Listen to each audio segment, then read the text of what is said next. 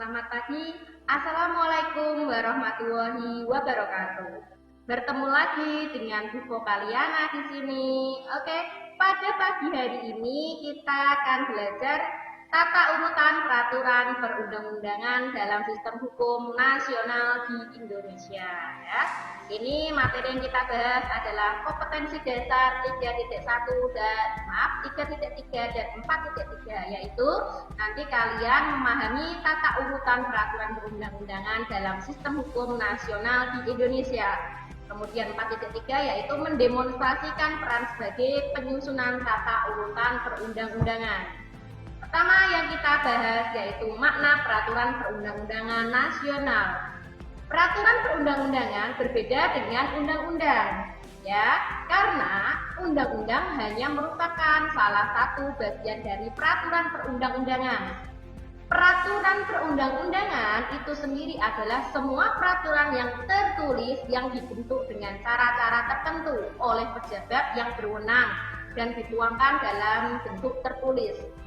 Menurut Undang-Undang Nomor 12 Tahun 2011 tentang pembentukan peraturan perundang-undangan, dinyatakan bahwa peraturan perundang-undangan adalah peraturan tertulis yang memuat norma hukum yang mengikat secara umum dan dibentuk atau ditetapkan oleh lembaga negara atau pejabat yang berwenang melalui prosedur yang ditetapkan dalam peraturan perundang-undangan. Nanti kita bahas prosedurnya bagaimana, ya.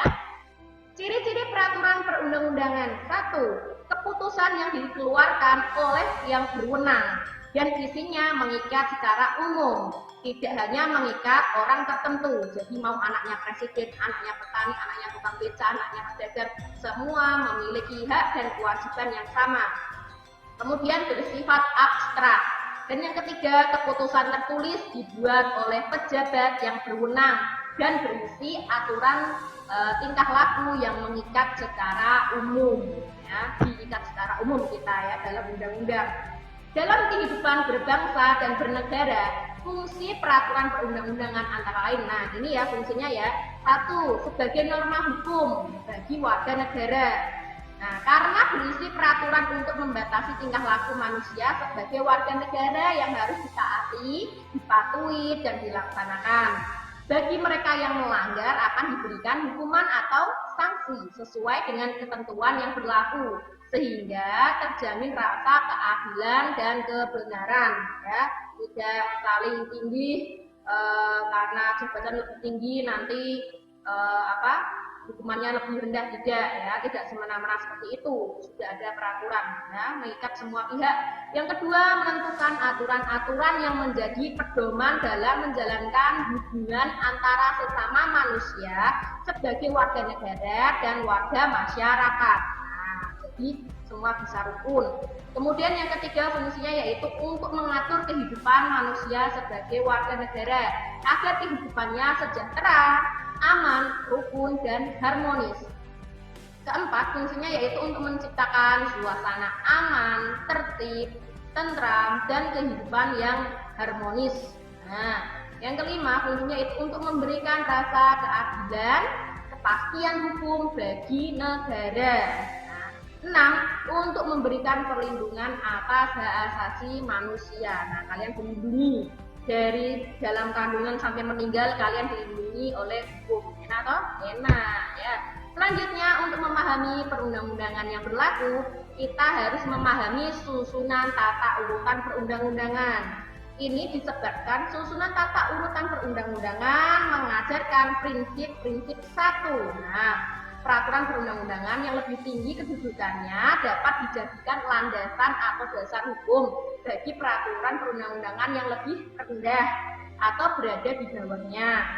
Peraturan perundang-undangan tingkatannya yang lebih rendah harus bersumber memiliki dasar hukum dari peraturan perundang-undangan tingkatannya yang lebih tinggi. Jadi yang rendah intinya di sini memiliki pedoman antara peraturan yang lebih tinggi. Yang ketiga, isi atau muatan peraturan perundang-undangan yang lebih rendah tidak boleh menyimpang atau bertentangan dengan peraturan perundang-undangan yang lebih tinggi tingkatannya. Yang keempat, peraturan perundang-undangan hanya dapat dicabut, diganti, atau diubah dengan peraturan perundang-undangan yang lebih tinggi atau paling tidak dengan yang sederajat.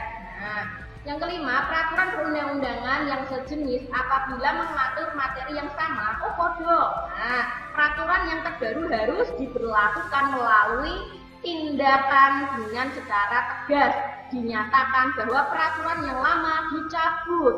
Nah, itu ya. Kemudian yang keenam, isi materinya yaitu peraturan yang mengatur materi yang lebih khusus harus diutamakan dari peraturan perundang-undangan yang lebih tinggi. Nah, terkait materi terdapat dalam suatu peraturan perundang-undangan, menurut Undang-Undang Nomor 12 Tahun 2011 juga harus mencerminkan beberapa asas. Nah, ini asasnya yang pertama yaitu tentang pengayoman. Nah, maksud pengayoman adalah bahwa setiap materi muatan peraturan perundang-undangan harus berfungsi memberikan perlindungan untuk menciptakan ketentraman masyarakat.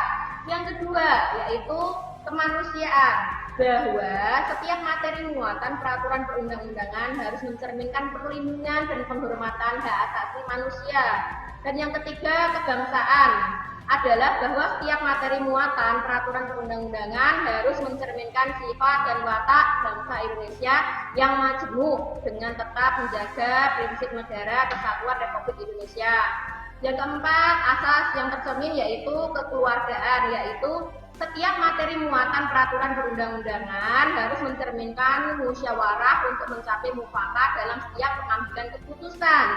Dan yang kelima, asas yang tercermin yaitu asas kenusantaraan, yaitu bahwa setiap materi muatan peraturan perundang-undangan senantiasa memperlihatkan kepentingan seluruh wilayah Indonesia.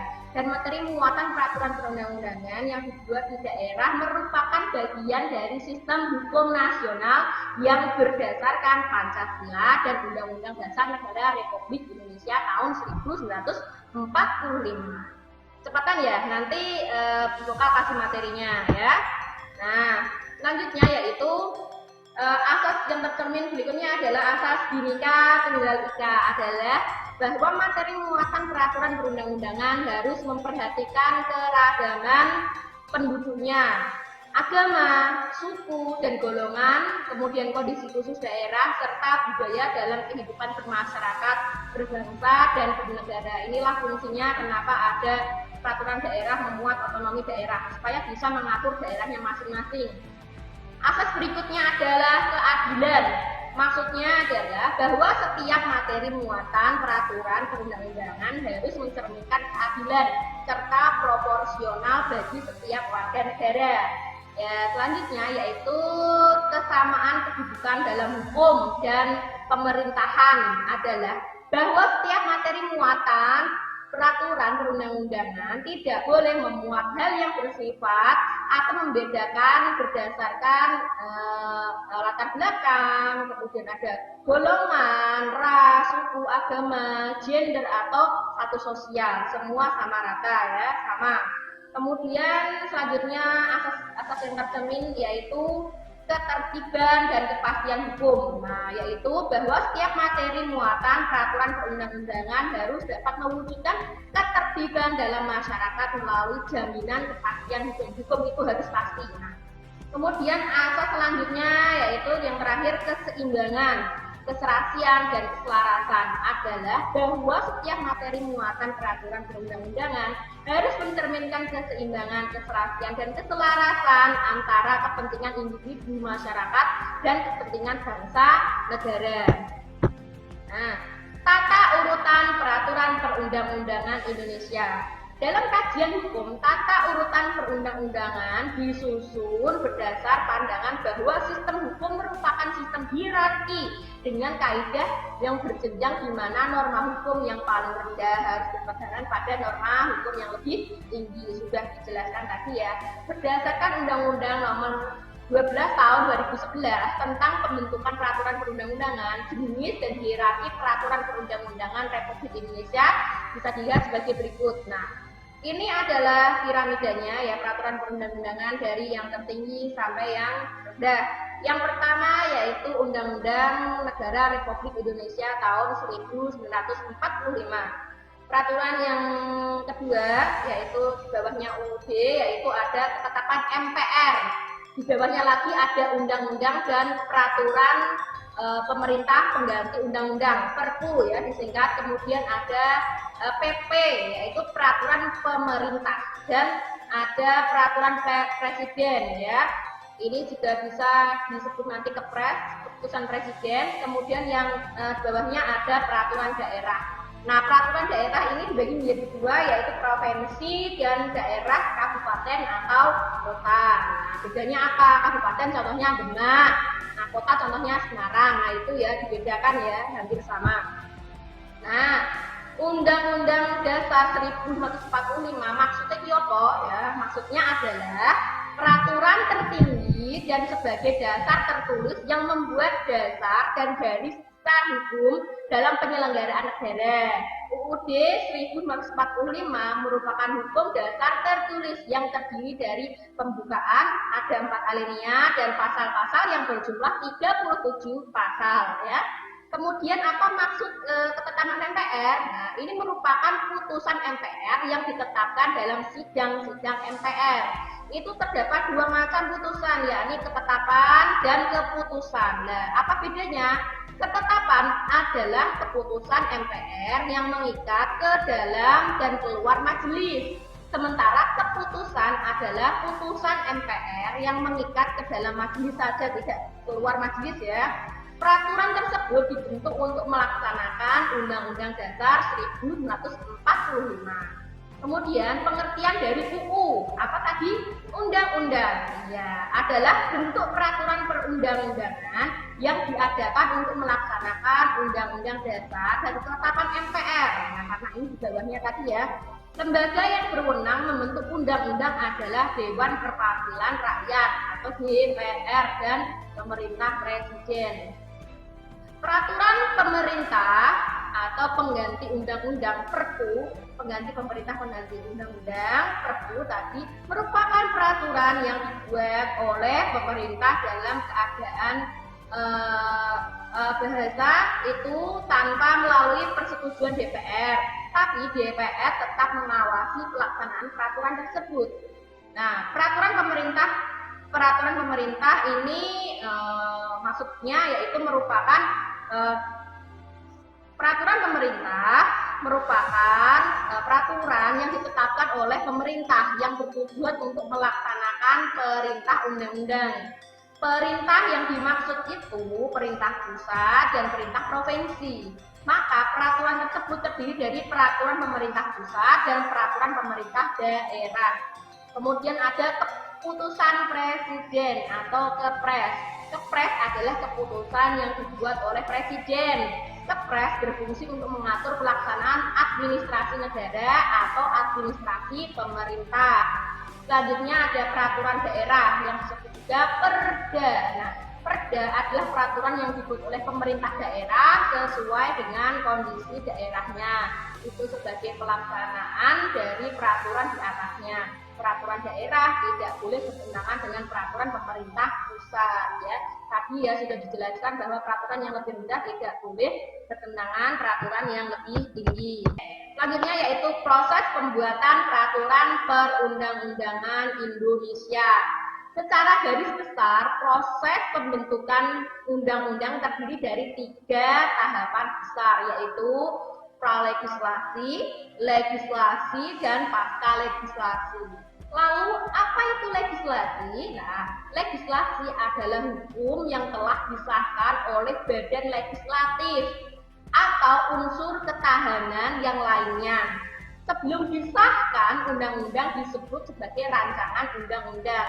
Oke, kita bahas legislasi, yaitu nanti terdiri perencanaan, persiapan teknik penyusunan, dan perumusan. Kemudian ada legislasi, isinya yaitu ada pembahasan, pengesahan, dan pengundangan. Dan pasca legislasi terdiri dari penyebarluasan ya. Nah, kalau di undang-undang atau apa ini namanya ditanggakan, nah, urutannya seperti ini ya, di bawah ini. Nah, pembentukan peraturan perundang-undangan adalah proses yang dimulai dari perencanaan, persiapan, teknik penyusunan, perumusan, pembahasan, pengesahan, pengundangan, dan penyebarluasan. Ini sesuai pasal 1 angka 1 Undang-Undang Nomor 10 Tahun 2004 yang bisa dilihat seperti ini ya. Oke, terima kasih ya. Hari ini belajarnya cukup sekian. Apabila ada masukan atau komentar, kalian bisa komentar di bawah ini di channel YouTube saya. Jangan lupa like, komen, dan subscribe. Kalian juga bisa belajar di channel YouTube lain untuk menambah wawasan kalian. Apabila ada salah ucap kata, sengaja maupun tidak sengaja, Bu Vokal minta maaf ya. Terima kasih sudah melihat channel saya. Wassalamualaikum warahmatullahi wabarakatuh.